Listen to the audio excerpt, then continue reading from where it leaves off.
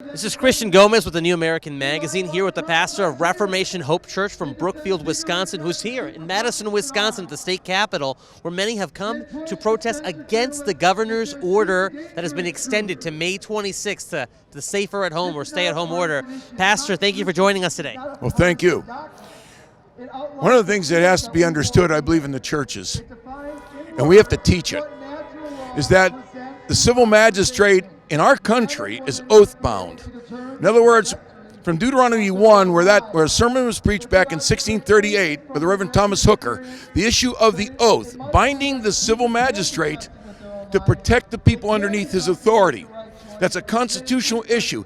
To defy his own oath, having been sworn in to defend the Constitution of the state of Wisconsin and the Constitution of the United States, is a criminal act.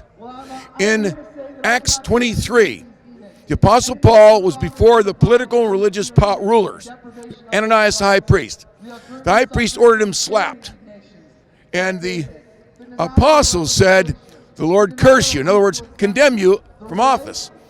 And when they reviled him for saying that, "Do you revile the high priest?" He said, he used that clumsy English, and I'll quote it here. It's actually in the Greek.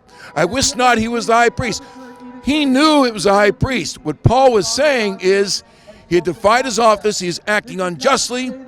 He should be driven out of office. That's what he's saying. He knew who the man was. But under God, God holds a man accountable. These civil magistrates, every one of them, down to the police, each take the oath. In our system of government, each is responsible to uphold their oath. So when their superior defies the Constitution of the state of Wisconsin or the Constitution of the United States, then the lesser magistrate is the one by oath that must stand against him. That's oath-bound thinking. That's what protects us. That's how you have a constitutional frame of government. So the police should not be enforcing any kind of order from the governor that prohibits churches from meeting then, correct? Let me turn that around then on the question. Should the police enforce a criminal act? Because when he breaks his Tony Evers got his power, shall we call it his badge, his office, by swearing to the Constitution, to both constitutions, U.S. and Wisconsin. If he violates that and acts unilaterally, it is the duty of every single officer underneath him to stand against him. That's what protects us, and we need them doing that now. They think that because he gave an order that they are all underneath him, they have to obey him. That's not the way constitutionalism works. It didn't work for Kelly and My Lai in Vietnam to say his superior ordered him to kill 22 unarmed Vietnamese. It doesn't work here. He got court-martialed for saying a superior ordered that.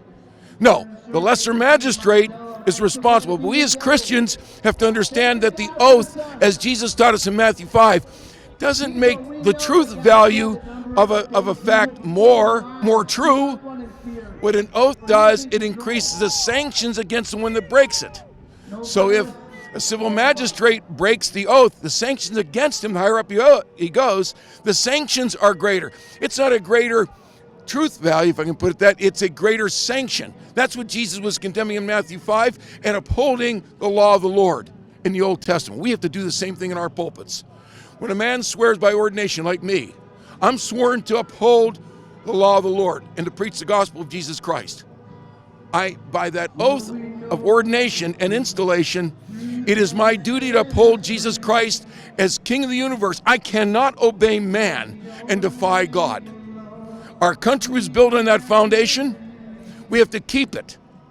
Oaths are regularly broken by those in authority. Well, let's keep this governor, hold him responsible. Let's keep him to his oath. He got his badge of office, shall we call it, so that every policeman, by swearing to the Constitution, they can't change mid-scream now. Any final words of encouragement to pastors and Christians watching here in Wisconsin and also in other states where the same thing is happening? What would you say to those pastors right now who are looking for some hope and guidance in this time? The word I keep hearing is love. Christ defined love by the law of the Lord, loving your neighbor, loving your God. To shut down, 1% unemployment translates into 58,000 suicides. I think that's the statistic. It's way beyond COVID. So who's getting loved here? If that statistic is true, then as pastors who teach that we have to be obedient, Romans 13, Of course, you got to read the whole context, because verse 3 of Romans 13 says, "For the punishment of evildoers and the praise of those that do well." And Paul's quoting the Old Testament. The concept's there. The point here is love means love your neighbor, all of them. Love is not an excuse to put aside duty and responsibility, much less our King's holy word, Jesus Christ. Does that make sense? Absolutely. And again, your website for those watching this video? VisionViewpoint.com. That's VisionViewpoint.com. Thank you so. One other thing. Yes, Pastor. Wisconsin State Constitution says at 323.10 that it takes the lesser magistrates, the two houses of our state legislature, by joint resolution, they can stop this immediately in order the governor to step aside and open up the state of And Wisconsin. hopefully the legislature will do just that, sir. See, I'm telling you that because that's what I'm going to do. I'm going to go home and reference 323.10. I'm going to write emails. I'm going to make a call, and I'm going to write letters.